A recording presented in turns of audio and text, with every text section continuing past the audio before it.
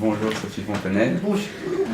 Nous on vous connaît entre guillemets un peu par vos articles, vos livres, Instagram, mais pour On va commencer parce que tu vas avoir le son de mon truc. siège. Non. Mais prends le non. son avec on va prendre le son aussi avec les portables. Ouais. Mais surtout pousse le fauteuil, ça n'a pas besoin, tu vois ce que j'ai rendu. Oui. Parce qu'en fait, on t'entend à mon avis, je suis habituée, je fais tout le temps le truc à la maison. Non. Donc, assieds-toi direct. Oui. Non, c'est pas grave, laisse-le tourner. Ah oui. Tourner. Non, mais Mais on va recommencer. Voilà. Tu vois ce que je veux dire? Laisse-le tourner ton truc, tu couperas. Oui, bien sûr. Ça, là. Comme ça, j'aurai un son mieux Ouais. aussi. Voilà, c'est bon? Ouais. Prêt? Bonjour Sophie Fontanelle. Bonjour. Nous on vous connaît entre guillemets de par vos articles, vos livres, Instagram aussi, mais pour ceux qui ne vous connaissent pas, comment vous vous décririez en quelques mots? Comment je me décrirais? Ouais. C'est difficile, hein, moi, on m'a jamais demandé ça. Tout le temps se pose la question, est-ce que je suis journaliste d'abord ou écrivain d'abord? Alors de temps en temps c'est journaliste et écrivain, c'est ce qu'on dit le plus souvent. Moi je pense que je suis, sans doute c'est dans l'autre sens, sans doute que je suis écrivain et journaliste parce que je suis pas très bonne journaliste, enfin je veux pas dire que j'écris de la merde, mais j'aime pas beaucoup enquêter, j'aime beaucoup observer.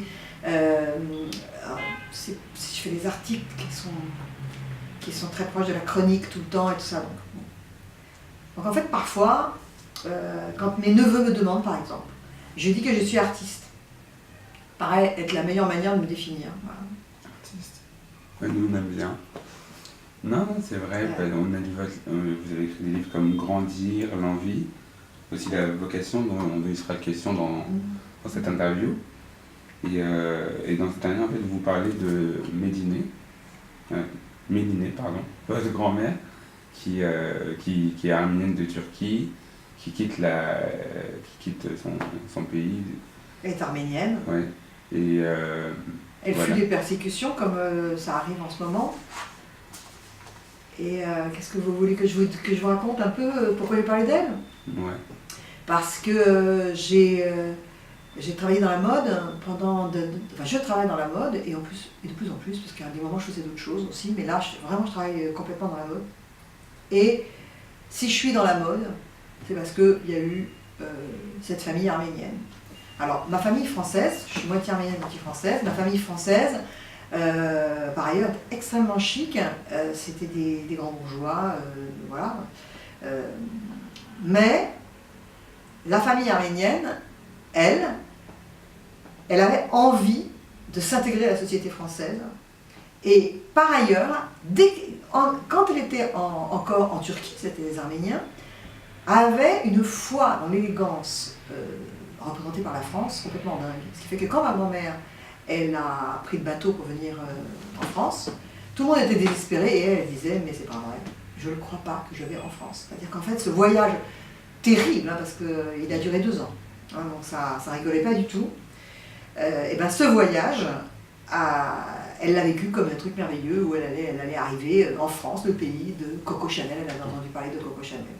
Et on l'a vraiment senti aussi dans le livre qu'elle a voulu s'intégrer par le vêtement, par l'élégance.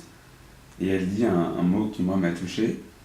Le vêtement, est-ce que ça se dit abitissement? Elle a inventé ce mot pour dire que le vêtement c'est un abitissement. Mais est-ce que vous pensez aujourd'hui que la valeur du vêtement elle est toujours la même que celle de l'époque? Alors déjà, elle parlait très mal français, hein, je l'ai très bien connue, et qu'elle est fabriquée habitissement pour habitissement et habit, je trouve ça merveilleux. Et c'est... ce qu'il faudrait dire de très important, c'est que quand elle venait en France, elle voulait s'intégrer par l'élégance. Et pour elle, c'était comme si l'élégance était quelque chose qui était fabriqué en France. Mais elle ne pensait pas qu'elle n'était pas élégante, enfin. Ce que je veux dire, c'est que je ne voudrais surtout pas donner l'idée qu'il y a quelque chose d'élégant en France qu'il n'y a pas ailleurs. Parce que je pense à ça parce que j'ai vu à l'exposition Cartier, il y avait une exposition, à la Fondation Cartier, il y avait une exposition sur le Congo, et on voyait à cette exposition des gens qui avaient peint leurs cases. Je ne sais même plus quand c'était, ça, il y a très très longtemps. Et parce qu'ils n'avaient pas les moyens d'avoir des toiles, c'était des gens qui étaient artistes. Et ces gens posent devant leurs cases, habillés à l'européenne, oui, à l'européenne, enfin en tout cas, ils sont pas en tenue traditionnelle, et ils sont, mais en même temps, comme c'était au Congo, c'est-à-dire avec des tongs, avec leurs jupes, enfin bon, ces trucs merveilleux, quoi, sublime d'élégance. Et ces gens-là, quand j'ai vu l'exposition, j'ai pensé à ma grand-mère. Et du coup, je suis allée regarder des photos de ma grand-mère en Turquie, et elle était déjà très élégante en Turquie, en fait. Mais elle pensait que la France, c'était encore mieux, quoi. Comme beaucoup de gens dans le monde. Hein. Quelle n'est pas leur désillusion quand ils arrivent. Ouais. On l'a vraiment senti aussi parce que vous l'avez dit dans le livre, quand vous avez rencontré 3 Chinois à Venise, et ils vous ont dit, vous demandez si la mode est un art en Europe, mais nous savons qu'elle en est un, qu'elle a été une des cibles favorites de la machine politique.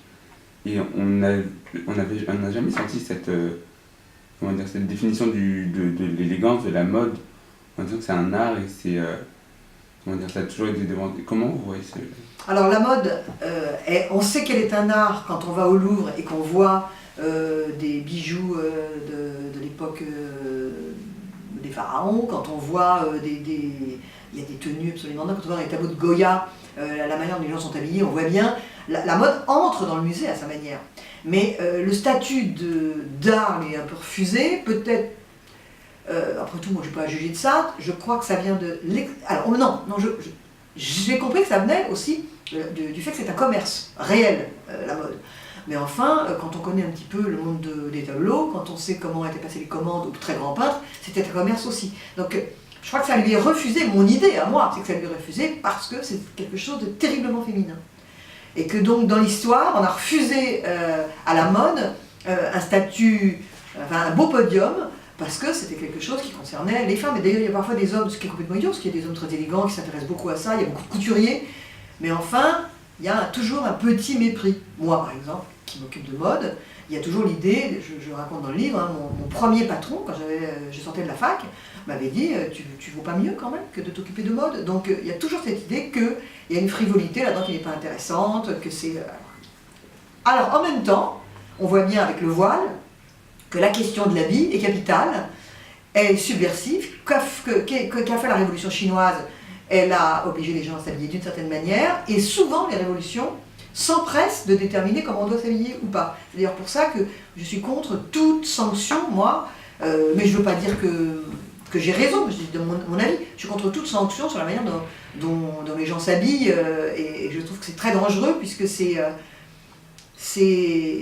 en admettant qu'on veuille que les choses bougent, hein, pour parler, mais en admettant que, par exemple, une femme voilée, encore une fois, c'est pas forcément ce que je pense, mais en admettant, on se dit, voilà, elle est voilée, moi je viens d'une époque où les femmes elles étaient seins nus à la plage, etc., de ma génération, donc on dit ok, c'est dommage, et ce serait mieux si elle pouvait savoir que quand on va dans l'eau, quand on est nu, c'est quand même extraordinaire la sensation, ce serait que mieux qu'elle comprenne qu'on peut vivre au grand jour et au grand air, enfin, en admettant tout ce qu'on peut dire, de toute manière c'est pas en interdisant les choses qu'on va les changer, donc moi je crois que le vêtement est quelque chose de si puissant, que c'est pour ça que c'est une valeur refuge, dans une dictature, quand une société se replie identitairement, parce que c'est justement puissant. Voilà. Je vous prends un exemple, juste, si vous prenez François Fillon, parce que maintenant on est amené à en parler souvent, François Fillon, qu'est-ce qui empêcherait que François Fillon il soit en t-shirt à faire un meeting? On voit bien que c'est très important la vie.